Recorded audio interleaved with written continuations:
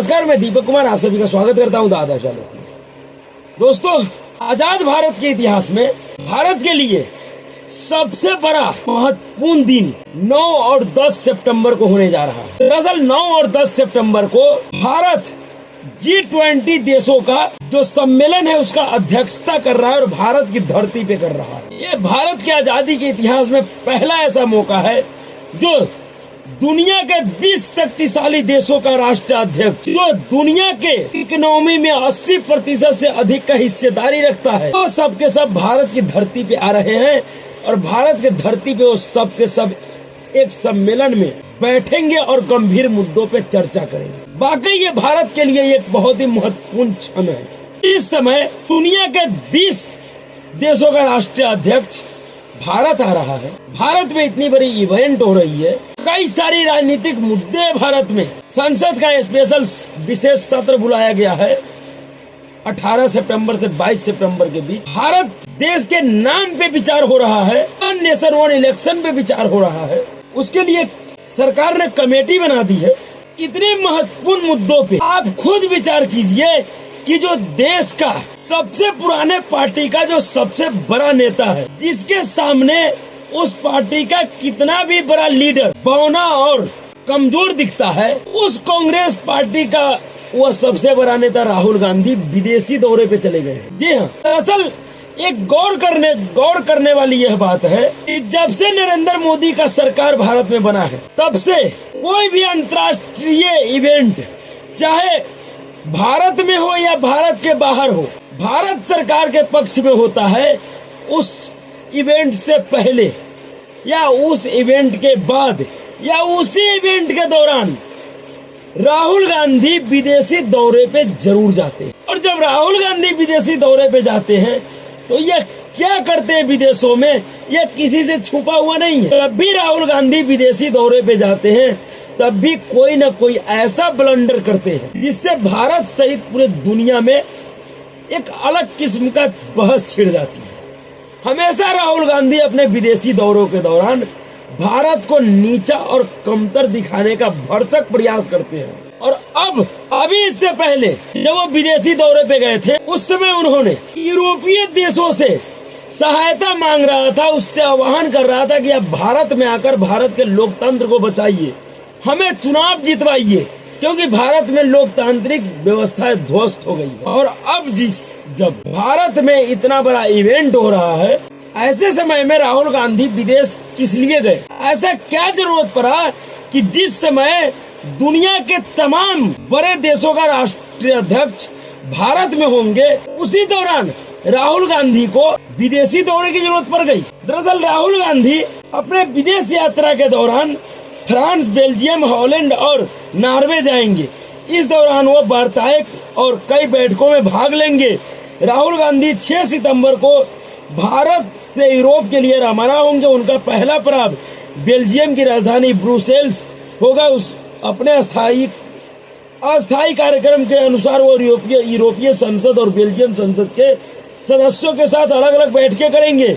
इसके बाद मीडिया से बातचीत करेंगे और भारतीय प्रवासियों के साथ रात्रिय भोज करेंगे। वो मानव अधिकारों पर यूरोपीय संसद की उप समिति के अध्यक्ष उरो बुलमैन के साथ भी बैठक करेंगे। राहुल का अगला पड़ाव पेरिस, फ्रांस होगा, वो जहां वह सांसदों के साथ साथ साइंसेज प्रो यूनिवर्सिटी के छात्रों के साथ अलग अलग बातचीत करेंगे। वहां से वो नीदरलैंड की यात्रा करेंगे और जहां वो हेंग के लीडेन विश्वविद्यालय में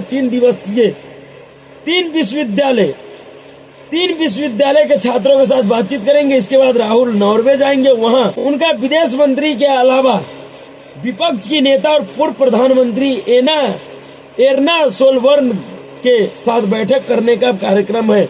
वहां राहुल के सांसदों और बिजनेस लीडर के साथ बैठक भी करेंगे। राहुल गांधी अपनी यात्रा के दौरान इन देशों में भारतीय प्रवासियों के साथ बातचीत करेंगे। जिस नेता को G20 जैसे महत्वपूर्ण बैठक के समय में भारत में होना चाहिए था, जो राष्ट्रीय अध्यक्ष भारत आ रहे हैं उनसे मुलाकात करना चाहिए था, उनका अगवानी करना चाहिए था, जिसमें यह मैसेज जाता कि भारत की धरती पे विदेशी मेहमानों का पक्ष और विपक्ष दोनों ने मिलकर बहुत अच्छे तरीके से स्वागत किया है। ऐसे समय पे राहुल गांधी इन यूरोपीय देशों के दौरे पे जा रहे हैं, जहां पे वह अपने सबसे करीबी सैम पित्रोदा के साथ साथ ये सारे कार्यक्रम करेंगे। और इसमें सबसे बड़ी इत्तेफाक की बात यह है कि इस बैठक में जो G20 का बैठक भारत में हो रहा है, इसमें चीन का राष्ट्रपति शी जिनपिंग भी नहीं आ रहे हैं।